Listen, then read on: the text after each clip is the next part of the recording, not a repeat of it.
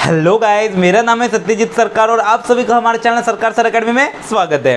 तो गाइज आज के लेक्चर में हम लोग देखने वाले हैं क्लास 12 के मैथ्स 1 का लेसन नंबर 2 जो कि हमारा मैट्रिसेस, जिसका आज हम लोग एक्सरसाइज 2.3 का क्वेश्चन नंबर 3, 4 एंड 5 जो कि हमारा वर्ड प्रॉब्लम्स है उन्हें देखने वाले हैं।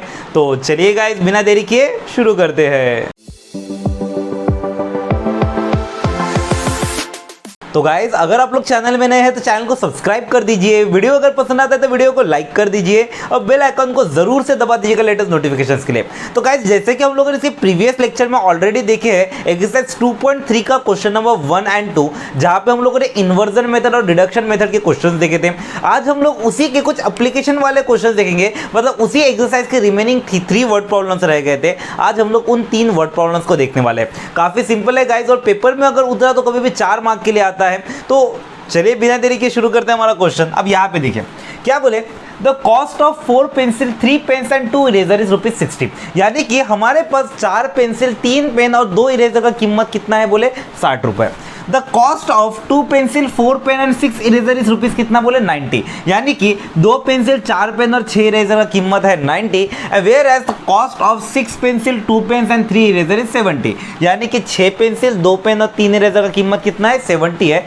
Find the cost of each item by using matrices. तो हम लोग को बोले कि यहाँ पे हर एक आइटम का प्राइस कितना है ये हमको निकालिए, किसकी मदद से, मैट्रिसेस की मदद से। अब यहाँ पे देखिए हमको बिल्कुल भी नहीं बोले इन्वर्जन लगाइए कि रिडक्शन लगाइए, ये आपका कंप्लीटली आपके ऊपर डिपेंड करता है कि हम लोग को किस तरीके से सॉल्व करना है। अब यहाँ पे देखिए सिंपल सा लॉजिक है। सबसे पहले हमारे पास यहाँ पे जो कंडीशंस देखे इसके ऊपर से इक्वेशन निकालेंगे। पहले तो सबसे पहले काम हम लोग इसको वेरिएबल्स डिनोट कर लेते हैं। हम लोग बोलेंगे पेंसिल पेन और इरेजर की बात कर रहे हैं। हमको पता है कि पेंसिल का कीमत कितना, पेन का कीमत कितना, इरेजर का कीमत कितना, बिल्कुल नहीं पता। तो हम लोग उसको डिनोट कर देंगे एक्स, वाई एंड जेड करके। तो अपन लोग लिखेंगे let the cost of one pencil one pen and 1 eraser is rupees X, Y and Z.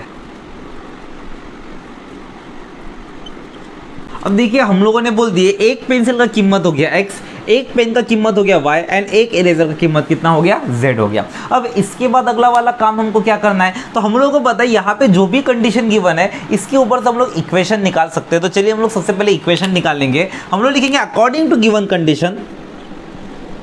Condition के ऊपर से हम लोग यहाँ पे इक्वेशन निकाल सकते हैं। इक्वेशन क्या निकलेगा, तो सबसे पहले देखिए 4 पेंसिल। अब 4 पेंसिल का कीमत कितना होगा, अगर एक पेंसिल का कीमत x है तो 4 पेंसिल का कीमत कितना होगा 4x। ठीक है। 3 पेन अगर एक पेन का कीमत y है तो 3 पेन का कीमत कितना होगा 3y।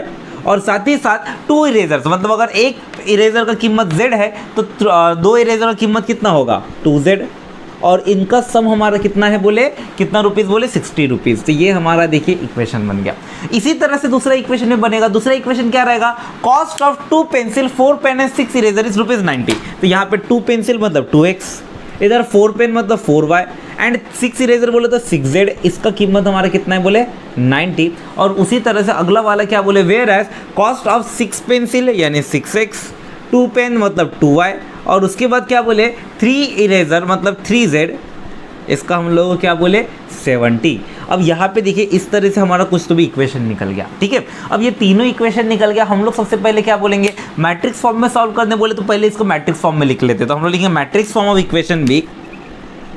अब देखिए मैट्रिक्स फॉर्म में किस तरह से कन्वर्ट करना ऑलरेडी इसके प्रीवियस लेक्चर में भी देखे और बेसिक वाले लेक्चर में भी देखे। यहाँ पे क्या हो जाएगा हमारा, हम लोग इसका मैट्रिक्स फॉर्म बनाएंगे। पहला एलिमेंट है 4, अगला 3, अगला 2, उसके बाद इधर कौन है 2, 4 एंड देन 6 और उसके बाद कौन है 6, 2 एंड देन 3। और इसके बाद वेरिएबल वाला मैट्रिक्स कौन रहेगा हमारा x, y, z।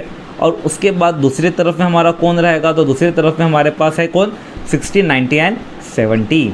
अब देखिए हमारे पास पूरे ऑप्शंस खुले हैं। हम लोग जिस भी मेथड से सॉल्व करना चाहे कर सकते हैं। आप या तो इसको इन्वर्स वाले तरीके से सॉल्व कीजिए, यानी कि हमारा वो जो इन्वर्जन मेथड था, या तो आप लोग इसको ये रिडक्शन मेथड से सॉल्व कीजिए। मेरे को पर्सनली रिडक्शन मेथड पसंद है तो मैं रिडक्शन मेथड से सॉल्व करता हूँ। लेकिन यहाँ पे कंप्लीटली आपके ऊपर डिपेंड करता है, आपको जो मेथड अच्छा लगता है उस मेथड से सॉल्व कीजिए। आपका कोई भी मेथड हो आपका आंसर आ जाएगा, किसी भी तरीके से कीजिए। अगर आप लोगों को रिडक्शन पसंद ना हो तो आप लोग इन्वर्जन से सॉल्व कर लीजिए। मैं इसको रिडक्शन से सॉल्व करता हूँ। अब देखिए रिडक्शन से सॉल्व करते वक्त क्या होता है, तो हम लोगों को पता है कि कोई तो भी एक रो पे 2 जीरो, कोई तो भी एक रो पे 1 जीरो। तो यहाँ पे हम लोगों को कोई तो भी एक रो पे 2 बनाना है जीरो और कोई तो भी एक रो पे 1 बनाना है जीरो। तो इमेजिन कीजिए मैं यहाँ पे टारगेट कर लेता हूँ, मैंने बोला इस वाले जगह पे 0 बनाऊंगा और इस वाले जगह पे मैं क्या बनाऊंगा 0 बनाऊंगा। ये 2 की मदद से मैं इसको 0 बनाऊंगा, इसको 0 बनाऊंगा। तो हम लोग क्या लिखेंगे, हमारा जो भी काम होगा किस पे होगा, एक तो होगा रो 1 पे काम होने वाला है और दूसरा हमारा कहाँ पे काम होने वाला है, रो 3 पे काम होने वाला है। ठीक है, अब रो 1 पे अगर काम करेंगे, रो 1 पे कौन है, 4 है। 4 को 0 बनाने के लिए क्या चाहिए, -4। -4 अकेला आ नहीं सकता, वो किसके साथ आएगा, तो रो 2 के साथ आएगा। रो 2 पे उस पर्टिकुलर पोजीशन पे कौन है, 2 है, तो हम लोगों को 2 के इन्वर्स से मल्टीप्लाई करना पड़ेगा। सेम काम यहाँ पे भी होगा, रो 3 पे देखिए 6 है। अब रो 3 पे 6 को अगर 0 बनाना है तो -6 अकेला आ नहीं सकता, तो यहाँ पे क्या करेंगे, वो किसके साथ आएगा, रो 2 के साथ आएगा। और रो 2 पे उस पर्टिकुलर पोजीशन पे कौन है, 2 है, तो हम लोग को उसके रेसिप्रोकल से इधर क्या करना पड़ेगा, मल्टीप्लाई करना पड़ेगा। अब इसके पहले वाले जो हम क्वेश्चन देख रहे थे उनमें हमारा क्या था, इनवर्स आ रहा था, मतलब सॉरी 1 आ रहा था, और 1 आ रहा था करके कुछ इनवर्स वगैरह मल्टीप्लाई करने की गरज नहीं पड़ रही थी, बट इधर 2 है, इसी वजह से हमको इनवर्स से मल्टीप्लाई करना पड़ रहा है। तो हम लोग यहाँ पे लिखेंगे, देखिए इनवर्स से मल्टीप्लाई हो गया, ये कुछ इस तरह से दिखने लग रहा है, रो 1 माइनस इधर कितना 2 जो हो जाएगा 4, मतलब क्या बचेगा 2 रो 2। सेम इधर क्या रहेगा, रो 3 इम्प्लाइज इधर कितना है, रो 3 माइनस ये 2 3 जो 6 हो जाएगा, मतलब 3 रो 2।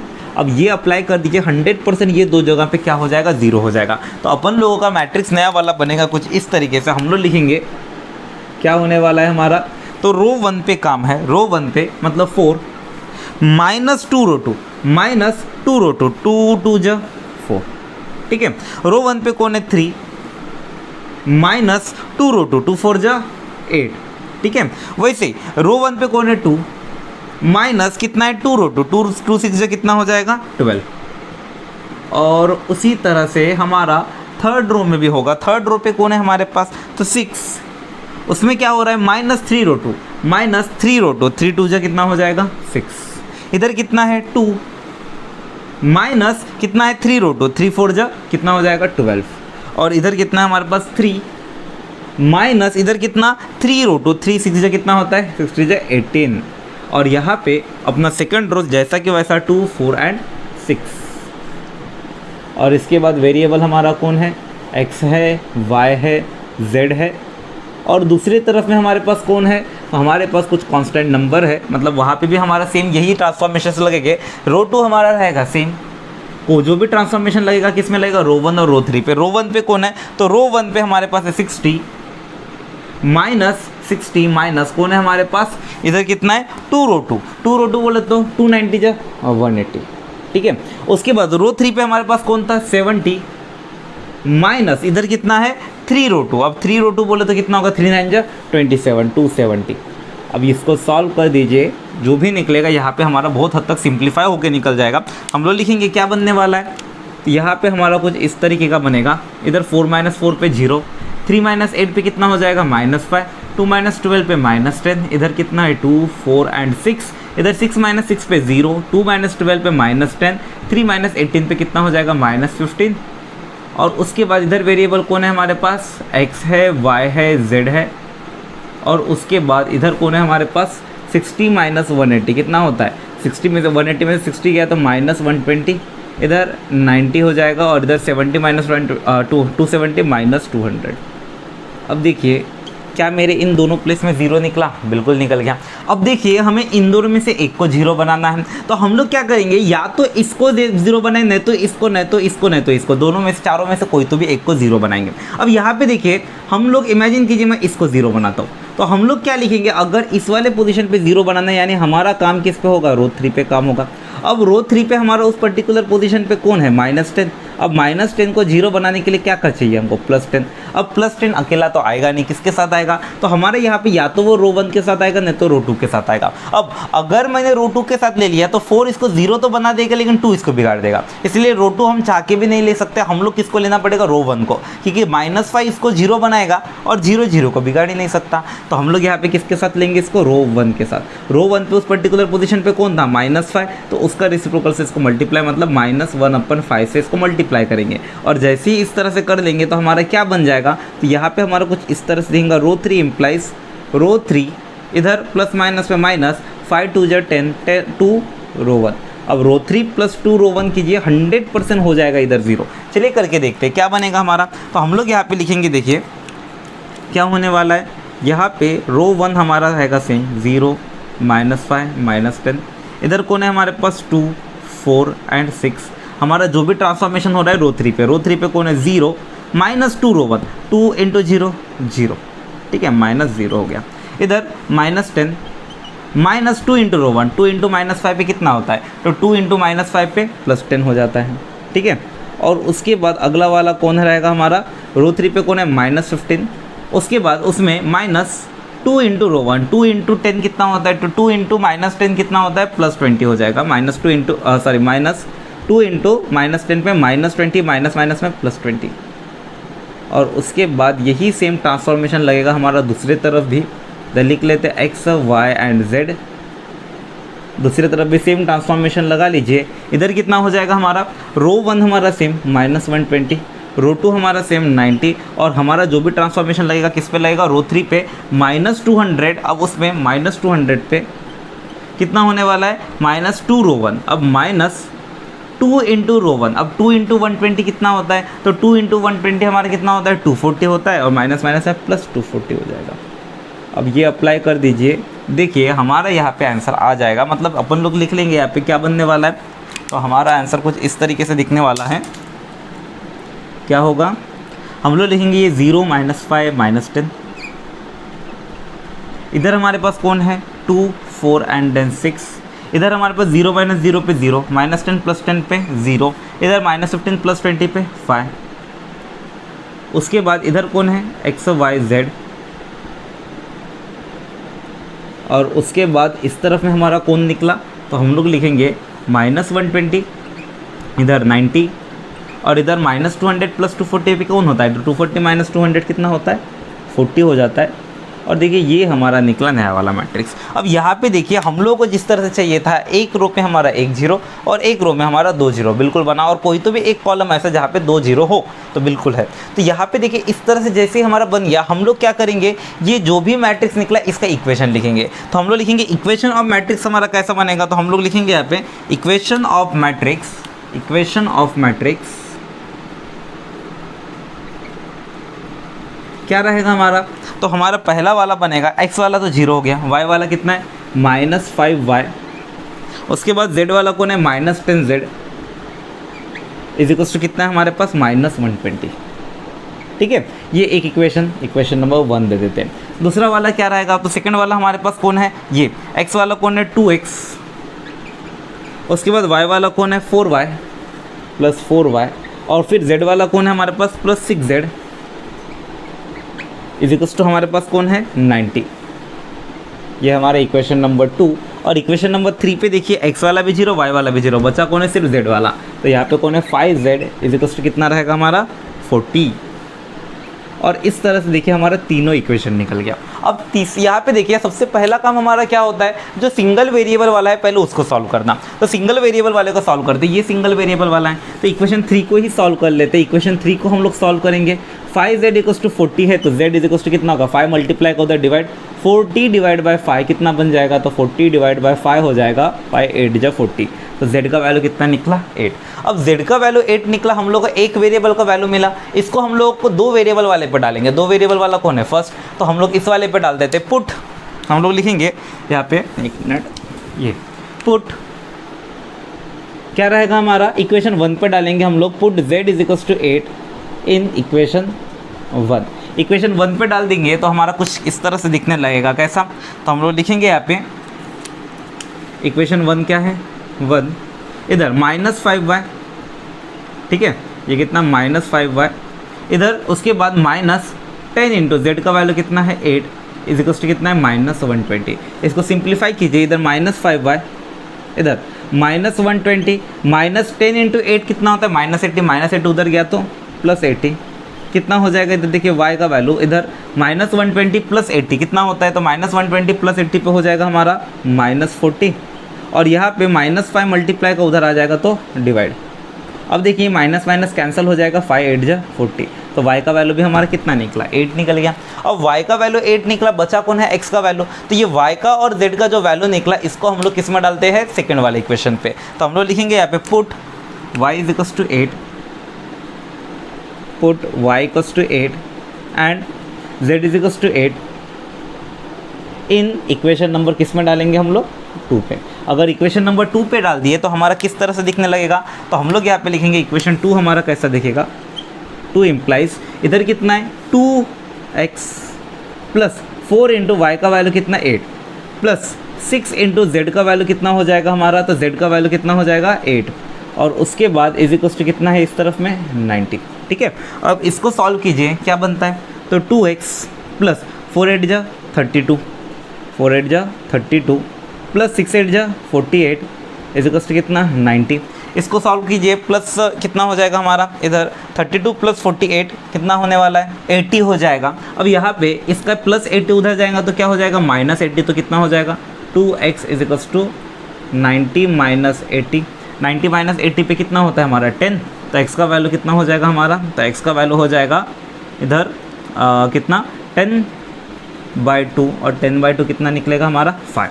अब 10/2 हमारा 5 निकल गया, मतलब x का वैल्यू भी मिल गया। तो यहाँ पे देखिए x का वैल्यू पता चल गया, y का वैल्यू पता चल गया, z का वैल्यू पता चल गया। अब हम लोग को x y z ही निकालना था, क्योंकि यहाँ पे हमको क्या पूछे थे, find the cost of each of the item using matrices, यानी कि हम लोग को यहाँ पे हर एक आइटम का प्राइस पता करना था। अब हम लोगों ने बोले थे पेंसिल का कीमत x है, पेन का कीमत y है और इरेजर का कीमत z है, x y z निकल गया, मतलब हर एक आइटम का प्राइस पता चल गया। तो हम लोग यहाँ पे लिखेंगे therefore cost of each item is, या फिर कॉस्ट ऑफ पेंसिल इज कितना रहेगा हमारा 5, पेन इज हमारा कितना रहेगा, पेन का y था, पेन का 8 एंड इरेजर इज कितना निकला हमारा 8। तो हम लोग लिखेंगे therefore cost of pencil is 5, pen is 8 and eraser is 8। इधर लिख देता हूँ इरेजर इज ₹8 और इस तरह से हमारा होता है ये वाला क्वेश्चन कंप्लीट। तो ध्यान रखिए गाइस किस तरीके से सॉल्व किए। यहाँ पे क्वेश्चन का साइज बिल्कुल थोड़ा सा बड़ा हुआ है, लेकिन बड़ा ही सिंपल काम है। जो हम लोगों ने इसके पहले वाले क्वेश्चंस में किए थे वही है, बस यहाँ पे हमको क्वेश्चन पढ़ के क्या निकालना है, इक्वेशन निकालना है। ये वाला जो क्वेश्चन है ये बोर्ड के पेपर में पहले भी आ चुका है, बिल्कुल सिंपल ही काम होता है। बस करना क्या होता है, यहाँ पे क्वेश्चन पढ़ के पहले इक्वेशन निकाल लीजिए, उसके बाद जैसे हम लोग हर बार सॉल्व करते हैं वैसा ही काम करना है। तो चलिए गाइस अब जल्दी से इसका स्क्रीनशॉट ले लीजिए। तो चलिए गाइस जल्दी से भी हम लोग नेक्स्ट वाला क्वेश्चन स्टार्ट करते हैं। अब यहाँ पे देखिए अगला वाला वर्ड प्रॉब्लम क्या बोले, इफ 3 नंबर्स आर एडेड। अब यहाँ पे देखिए हमको 3 नंबर्स की बात कर रहे हैं। क्या हमको 3 नंबर पता है? बिल्कुल भी नहीं पता। अगर नंबर नहीं पता तो हम लोग क्या बोलेंगे, उसको डिनोट कर देंगे एक्स वाई और जेड से। तो हम लोग यहाँ पे लिखेंगे let the 3 number B X Y and Z. अब यहाँ पे देखिए तीनों नंबर को मैंने एक्स वाई जेड रिप्रेजेंट कर दिया।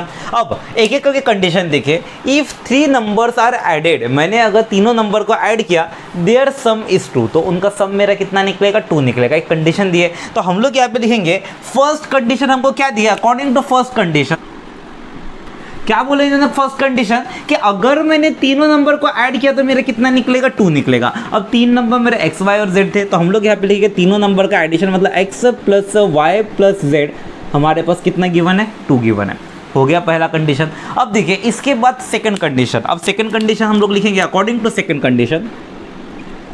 अब देखिए गाइस सेकंड कंडीशन क्या बोले, if 2 times the second number, यानी कि अगर मैंने सेकंड नंबर का 2 टाइम्स, सेकंड नंबर कौन था हमारा y था, अगर मैंने सेकंड नंबर का 2 टाइम्स इज सब्ट्रैक्टेड, मैंने उसको सब्ट्रैक्ट किया from the sum of first and third number, यानी कि मैंने फर्स्ट और थर्ड नंबर के सम से सेकेंड नंबर को क्या किया, सब्ट्रैक्ट किया। अच्छे से देखिए, if 2 times the second number, अगर मैंने सेकंड नंबर के 2 टाइम्स को मैंने क्या किया, सब्ट्रैक्ट किया। किससे सब्ट्रैक्ट किया, sum of first and third number से, यानी कि फर्स्ट और थर्ड नंबर का सम मतलब क्या रहेगा x प्लस जेड, इन दोनों से मैंने सब्ट्रैक्ट किया। किसको सब्ट्रैक्ट किया, सेकंड नंबर के 2 टाइम्स को, यानी सेकंड नंबर का 2 टाइम्स बोले तो 2y को।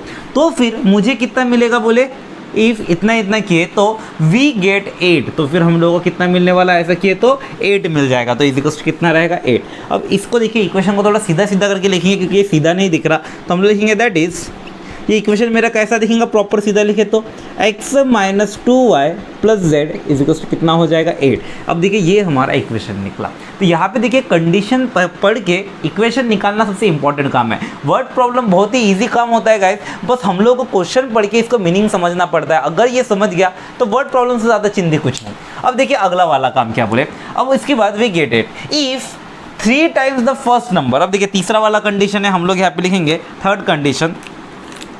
अकॉर्डिंग टू थर्ड कंडीशन क्या बोले, third condition if 3 times the first number, अगर मैंने फर्स्ट नंबर के 3 टाइम्स को ऐड किया तो the sum of second and third number. अब देखिए क्या बोले, अगर मैंने 3 टाइम्स ऑफ फर्स्ट नंबर यानी फर्स्ट नंबर का 3 टाइम्स को मैंने ऐड किया, किसको ऐड किया, ऐड किया the sum of second and third number. मैंने सेकेंड और थर्ड नंबर के सम को, second number y, third number हमारा z, इनके सम को अगर मैंने 3 times of first number add किया वी गेट 4, तो फिर हमको कितना मिलता है, 4 मिलता है। अब यहाँ पे देखिए अगर ध्यान से देखेंगे तो हमको 3 इक्वेशन मिल गया।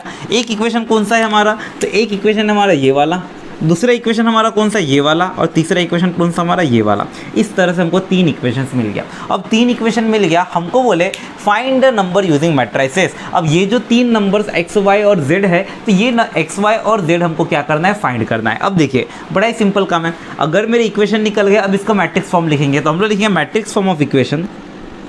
क्या बनने वाला है हमारा मैट्रिक्स फॉर्म ऑफ इक्वेशन, तो देखिए पहला वाला हमारे पास कौन है, तो पहला वाला हमारे पास कौन निकला था, यहाँ पे 1 1 1, ठीक है, 1 1 एंड 1।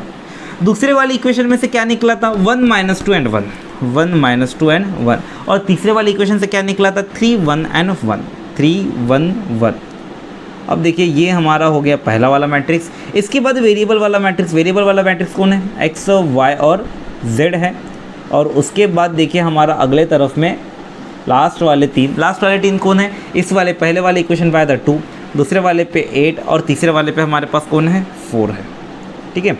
और देखिए इस तरह से हमारा मैट्रिक्स फॉर्म निकल गया। अब इक्वेशन का मैट्रिक्स फॉर्म निकल गया, अगला काम हमारा क्या होता है, तो हमको पता है नेक्स्ट वाला काम होता है यहाँ पे जीरो बनाना, क्योंकि अगर हम लोग यहाँ पे देखते हैं पहले इन्वर्जन से कीजिए नहीं तो रिडक्शन से कीजिए। अब मैंने बोला कि मेरे को रिडक्शन से करना है, तो मैं यहाँ पे रिडक्शन से करूँगा। आपको अगर इन्वर्जन पसंद है तो इन्वर्जन से भी कर सकते हैं। अब यहाँ पे देखिए रिडक्शन से करते हैं, तो रिडक्शन में क्या होगा, सबसे पहले हमको पता है 3 0 बनाना है, कोई तो भी एक रो पे 1 0 और कोई तो भी एक रो पे 2 0, और इस तरह से बनाना है कि कोई तो भी एक कॉलम पे 2 0 हमारे पास अवेलेबल है। अब बड़ा ही सिंपल काम है, देखिए अगर मैं यहाँ पे ध्यान से देखूं तो अगर मैं यहाँ पे देख रहा हूँ कि अगर मैंने रो 1 में से रो 3 को माइनस किया तो रो 1 में से रो 3 माइनस हुआ, ये भी 0 होता है, ये भी 0 होता है ना। रो 1 में से रो 3 माइनस किया, 1 इसको 0 बना देगा, 1 इसको 0 बना देगा। और ये भी कर सकते हैं, अगर मैंने रो 2 में से रो 3 को माइनस कर दिया तो ये 1 इसको 0 बना देगा, और इधर बाकी का तो 0 बना नहीं सकता। इससे भी तो हमारा अपर ट्रायंगुलर लोअर ट्रायंगुलर बनता है, तो इससे भी मेरा काम बनता है। मैं ऐसा ही कर देता हूँ, मैं सबसे पहले क्या लगाऊंगा,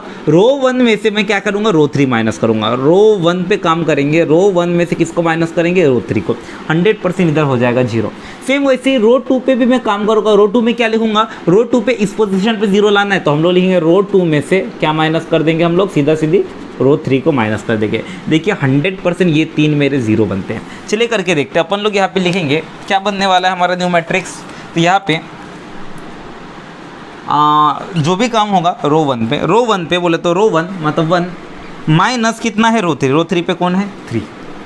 इधर रो 1 बोले तो 1 माइनस रो 3 पे कौन है, 1। रो 1 बोले तो 1 माइनस रो 3 पे कौन है, 1।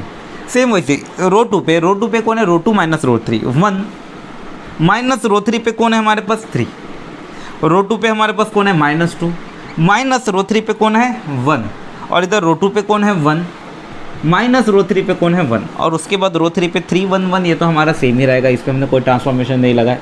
फिर हमारा variable x y and z, और उसके बाद हमारा दूसरे तरफ वाले हमारे पास क्या है नंबर्स, तो हमारे पास है देखिए रो 1 पे भी सेम, रो 1 माइनस रो 3, रो 1 पे कौन है 2 माइनस रो 3 पे कौन है हमारा 4। वैसे ही रो 2 माइनस रो 3 हुआ, तो रो 2 पे कौन है 8 माइनस रो 3 पे कौन है 4, और रो 3 हमारा सेम कौन है 4। अब देखिए इस भी तरीके से करेंगे तो आंसर आ जाएगा। देखिए हर किसी का सॉल्व करने का लॉजिक अलग हो सकता है। मैं यहाँ पे इन तीनों को जीरो बना रहा हूँ, मतलब ज़रूरी नहीं है कि हर कोई इन्हीं तीनों को जीरो बनाए। आप कोई भी तीन बना देंगे, लेकिन जैसे मैंने कंडीशन बताया, कंडीशन को फुलफिल करते हुए तो आपका आंसर करेक्ट ही आएगा, कोई भी तरीके से कीजिए। अब यहाँ पे देखिए इसको हम लोग सिंप्लीफाई कर देंगे तो हमारा आंसर कैसा दिखेगा, तो हम लोग यहाँ पे लिखेंगे ये 1 - 3 पे -2, 1 - 1 पे 0, 1 - 1 पे 0, 1 - 3 पे -2, -2 - 1 पे -3, 1 - 1 पे 0 एंड देन इधर 3 1 1। वैसे इस तरफ हमारा वेरिएबल कौन है, x y एंड z, और उसके बाद इस तरफ में हमारे पास कौन है 2 - 4 पे कितना होता है, 2 - 4 पे -2, 8 - 4 पे 4 एंड देन इधर कितना है 4। अब देखिए मेरा क्या 3 जीरो बने, बिल्कुल बने। कोई तो भी एक रो पे 2 जीरो, कोई तो भी एक रो पे 1 जीरो, और एक कॉलम तो भी ऐसा होना चाहिए जहाँ पे हमारे पास 2 जीरो अवेलेबल हो। बिल्कुल हो गया। अब ये कंडीशन फुलफिल हो गया। अब मैं क्या करूँगा, इसके मदद से इक्वेशंस निकालूंगा। तो हम लोग लिखेंगे देयरफॉर इक्वेशन ऑफ मैट्रिक्स हमारा क्या क्या बनेगा, तो हम लोग यहाँ पे लिखेंगे equation of matrix. Therefore equations of matrix क्या क्या बनने वाला है हमारा इक्वेशन ऑफ मैट्रिक्स। तो पहला इक्वेशन बनेगा, ये देखिए एक्स वाला हमारे पास है -2, ठीक है, एक्स, वाई और जेड तो है नहीं, इक्वल्स टू कितना है हमारे पास -2, ये हमारा इक्वेशन 1 हो गया। ठीक है, इक्वेशन 2 वाला कौन रहेगा, तो एक्स वाला कौन है -2x, वाई वाला कौन है -3y, इज इक्वल्स टू यहाँ पे जेड वाला तो है नहीं, इक्वल्स टू कितना है 4। और तीसरा वाला इक्वेशन हमारे पास कौन बना, देखिए तो तीसरा वाला इक्वेशन एक्स वाला कौन है 3x, वाई वाला कौन है +1y, और जेड वाला कौन है +1z।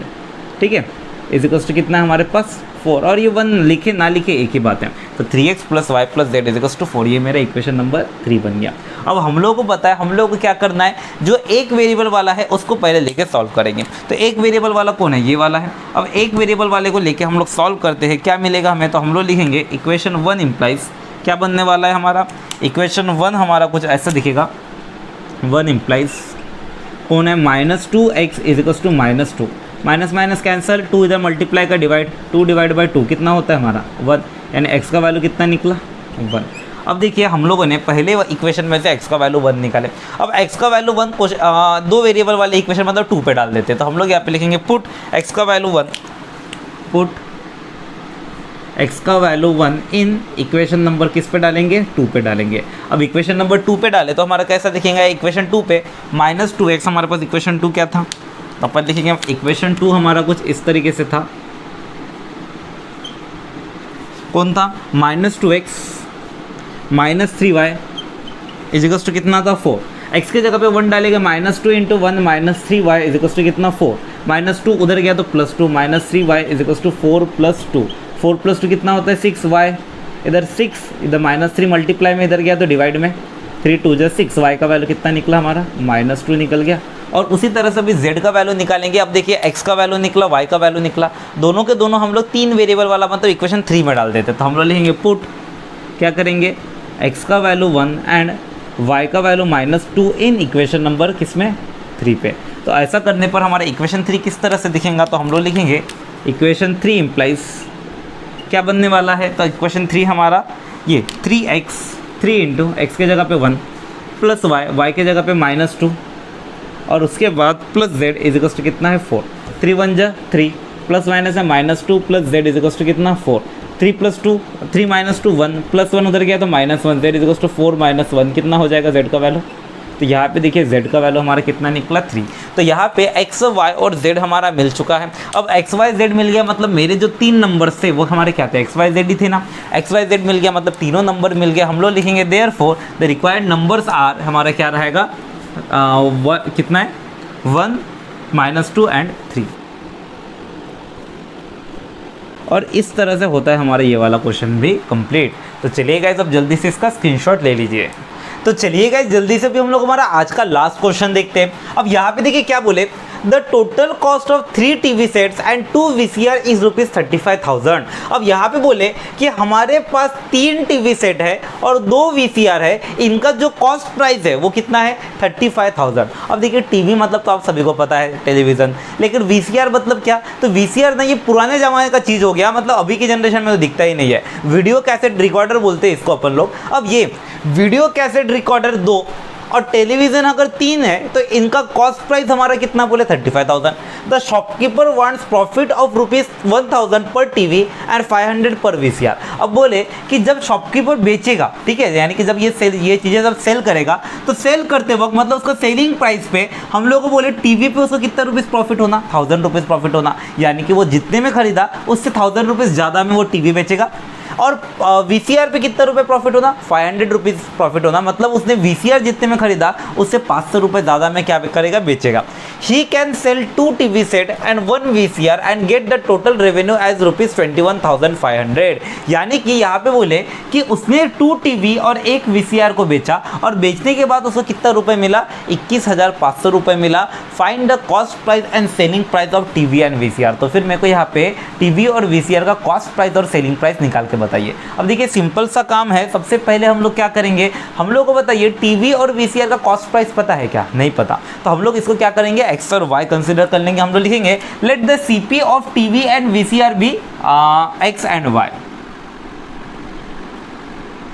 अब देखिए हम लोगों ने यहाँ पे टीवी के प्राइस को क्या बोल दिया x और वीसीआर के प्राइस को क्या बोल दिए y बोल दिए। अब इसके बाद यहाँ पे हमको कंडीशन दिए, क्या बोले, total cost of 3 TV and 2 VCR is ₹35,000। तो यानी कि हमारे पास इन्होंने एक कंडीशन दे दी है कि 3 टीवी और 2 वीसीआर का कीमत कितना है, 35,000। तो हम लोग लिखेंगे अकॉर्डिंग टू कंडीशन, क्या बोले यहाँ पे 3 टीवी मतलब 3x और 2 वीसीआर मतलब 2y, इसका प्राइस कितना है 35,000 इसका प्राइस हो गया। ठीक है, अब ये हमारा पहला वाला इक्वेशन हो गया। अब उसके बाद शॉपकीपर वांट्स प्रॉफिट ऑफ ₹1000 पर टीवी एंड 500 पर वीसीआर। यानी कि यहाँ पे क्या हो जाएगा कि 1000 रुपीज़ प्रॉफिट होना उसको टीवी पे और 500 रुपीज़ प्रॉफिट होना उसको किस पे, वीसीआर पे। तो हम लोग यहाँ पे लिखेंगे कि प्रॉफिट ऑन टीवी भी 1000 और वैसे ही वीसीआर पे प्रॉफिट कितना है, प्रॉफिट ऑन वीसीआर भी 500।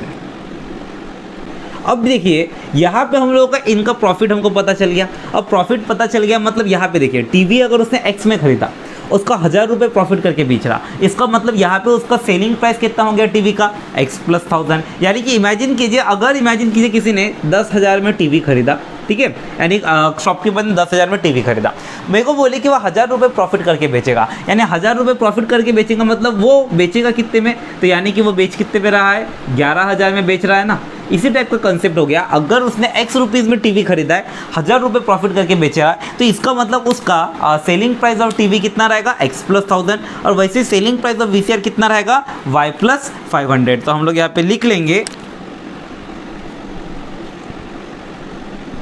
अब देखिए हम लोगों ने ये चीज़ें पुट कर दी। अब इसके बाद इन्होंने एक कंडीशन दी है, क्या बोले, ही कैन सेल 2 टीवी। अब उसने कितने टीवी बेचा, 2 टीवी बेचा, 1 वीसीआर बेचा और उसको कितने रुपए में बेचा उसने, 21,500। तो यहाँ पे अपने पास सेकंड कंडीशन पे आ गया। हम लोग लिखेंगे अकॉर्डिंग टू सेकंड कंडीशन क्या बोले, उसने 2 टीवी सेट सेल किया है। अब सेल किया है मतलब सेलिंग प्राइस कितना है टीवी का, x + 1000। तो जैसे अगर हम लोगों ने खरीदते वक्त में जब इक्वेशन बनाए थे तो यहाँ पे 3 टीवी खरीदा था, 2 वीसीआर खरीदा था, तो 3x और 2y हुआ। लेकिन जब उसने बेचा है तो बेचते वक्त उसका कीमत कितना हो गया था टीवी का, ये बेचते वक्त वीसीआर का कीमत हो गया था ये, मतलब बेचते वक्त की अगर बात कर रहे तो उसने कितने टीवी बेचा है, 2 टीवी बेचा है, मतलब क्या रहेगा 2x + 1000। वैसे ही हमारे पास क्या बोले 3 कितने बेचा, क्या बेचा है, और 3 वीसीआर कि नहीं, 1 वीसीआर, 1 वीसीआर यानी 1 y + 500 और इसका प्राइस कितना है बोले 21,500। अब मेरे को देखिए ये सिंपलेस्ट फॉर्म में नहीं है तो इसको पहले सिंप्लीफाई कर लेते हैं। सिंप्लीफाई करेंगे तो इक्वेशन हमारा कैसा दिखेगा, तो ये हो जाएगा 2x + 2000, उसके बाद इधर कितना y + 500 इज कितना 21,500। अब इसको देखिए 2000 + 500 2500 उधर चला गया तो कितना हो जाएगा 2x + y इज 21,500। इसमें से क्या माइनस होगा 2,500। अब 2,500 माइनस कर देंगे तो हमारा कितना बचेगा, इधर 19,000 बच जाएगा। तो यानी कि यहाँ पे 2x + y हमारा कितना निकला 19,000 और ये हमारा हो गया सेकंड इक्वेशन। तो देखिए हमारा यहाँ 2 इक्वेशन निकला। पहला इक्वेशन हमारा क्या हो गया, तो ये हमारा हो गया है पहला इक्वेशन, हाईलाइट कर देता हूँ यहाँ पे, और ये हमारा हो गया है दूसरा इक्वेशन। अब देखिए दोनों इक्वेशन निकल गया। अब दोनों इक्वेशन निकल गया, हमको क्या करना है, इन दोनों इक्वेशन को मैट्रिक्स फॉर्म में सॉल्व करना है। अब मैट्रिक्स फॉर्म में चलिए सॉल्व करते हैं। हम लोग यहाँ पे लिखेंगे मैट्रिक्स फॉर्म ऑफ इक्वेशन, क्या बनेगा, क्या होने वाला है। तो सबसे पहले देखिए x के सामने में 3, y के सामने में 2, दूसरी तरफ x के सामने में 2, y के सामने में कितना है 1। उसके बाद वेरिएबल वाला मैट्रिक्स, वेरिएबल मैट्रिक्स कौन है हमारा x y, और दूसरी तरफ में हमारा कौन रहेगा, इधर कितना है 35,000, यहाँ के नंबर को ज़्यादा ही बड़े दिख रहे 35,000, और इधर कितना है हमारे पास 19,000। ठीक है, अब चलिए इसको सिंप्लीफाई करते हैं। हमको पता है अगर रिडक्शन मेथड से सॉल्व करना है तो कोई तो भी एक पोजीशन पे जीरो होना, कोई भी एक को टारगेट करके जीरो बना दीजिए। तो यहाँ पे देखिए मैं इमेजिन कीजिए इस वाले को जीरो बनाता हूँ, ये वाला सबसे इजीली जीरो बनते दिख रहा है क्योंकि इसके बाजू में 1 है। तो अपन लोग क्या करेंगे कि इस वाले पोजीशन पे जीरो लाएंगे। अब इस वाले पोजीशन पे जीरो लाना है तो आपको क्या लिखना पड़ेगा, तो हम लोग लिखेंगे जो भी काम होगा किस में होगा, रो 1 पे। रो 1 पे 2 को जीरो बनाना है तो -2, -2 अकेला नहीं आएगा, किसके साथ आएगा रो 2 पे। रो 2 पे 1 है मतलब कुछ भी मल्टीप्लाई करने की गरज नहीं, रो 1 -2 रो 2 कीजिए 100% ये हो जाएगा जीरो। चलिए करते हैं कितना हो जाएगा। तो हम लोग यहाँ पे लिखेंगे ये कुछ इस तरह से दिखने लगेगा, कैसा, रो 1 पे काम हो रहा है मतलब 3 -2 रो 2, 2 2 जा 4, रो 1 पे काम हो रहा है मतलब 2 -2 रो 2, 2 1 जा 2, बाकी इधर का तो सेम। वेरिएबल x और y ये भी हमारा सेम, और दूसरी तरफ में भी वैसे ट्रांसफॉर्मेशन लगेगा, कितना लगेगा 35,000 माइनस इधर कितना 2 रो 2, 2 × 19 कितना होता है, तो 19 2 जा 38,000। वैसे यहाँ पे नीचे में कौन है 19,000, और अब इसको कीजिए सिंप्लीफाई करेंगे तो क्या बनेगा, तो हमारा ये मैट्रिक्स कुछ ऐसा दिखेगा। 3 - 4 पे -1, इधर कितना 2 - 2 पे 0, इधर 2 इधर 1। इसके बाद इधर वेरिएबल कौन है हमारा x और y, और इस तरफ में हमारे पास कौन है 35,000 - 38,000 कितना होता है -3,000, इधर कितना 19,000, और ये हो गया हमारा कुछ मैट्रिक्स इस तरीके से। देखिए एक जीरो बनाना था, बन गया। अब एक जीरो बन गया, अगला काम हमारा क्या है, मैट्रिक्स के ऊपर से इक्वेशन लिखिए। तो हम लोग लिखेंगे इक्वेशन ऑफ मैट्रिक्स, क्या बनने वाला है, पहला इक्वेशन क्या होगा, ये -x y वाला तो है नहीं, इधर कितना है -3,000। ठीक है, और दूसरा वाला इक्वेशन क्या रहेगा हमारा, तो दूसरा इक्वेशन कुछ ऐसा बनेगा, इसका इक्वेशन 1 दे देते हैं। दूसरा इक्वेशन हमारा क्या है, x वाला कौन है 2x प्लस y वाला कौन है y, इज कितना है 19,000। ये हमारा इक्वेशन 2। अब देखिए दो इक्वेशन निकल गया, हमको पता है सिंगल वेरिएबल वाले को पहले सॉल्व करते हैं। अब सिंगल वेरिएबल वाले को टारगेट कीजिए, मतलब यहाँ पे कौन होगा हमारा सिंगल वेरिएबल वाला, तो ये वाला है सिंगल वेरिएबल वाला, इसको टारगेट करके सॉल्व करते हैं।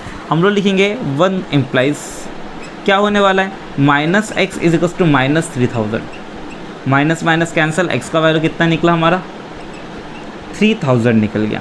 ठीक है, अब x का वैल्यू 3000 निकला, इसको दो वेरिएबल वाले पे डालेंगे, मतलब इस वाले पे डाल देंगे। हम लिखेंगे पुट x = 3000 इन इक्वेशन नंबर कितना 2। तो यहाँ पे लिख देते हैं पुट x का वैल्यू 3000 इन इक्वेशन किसमें 2 पे।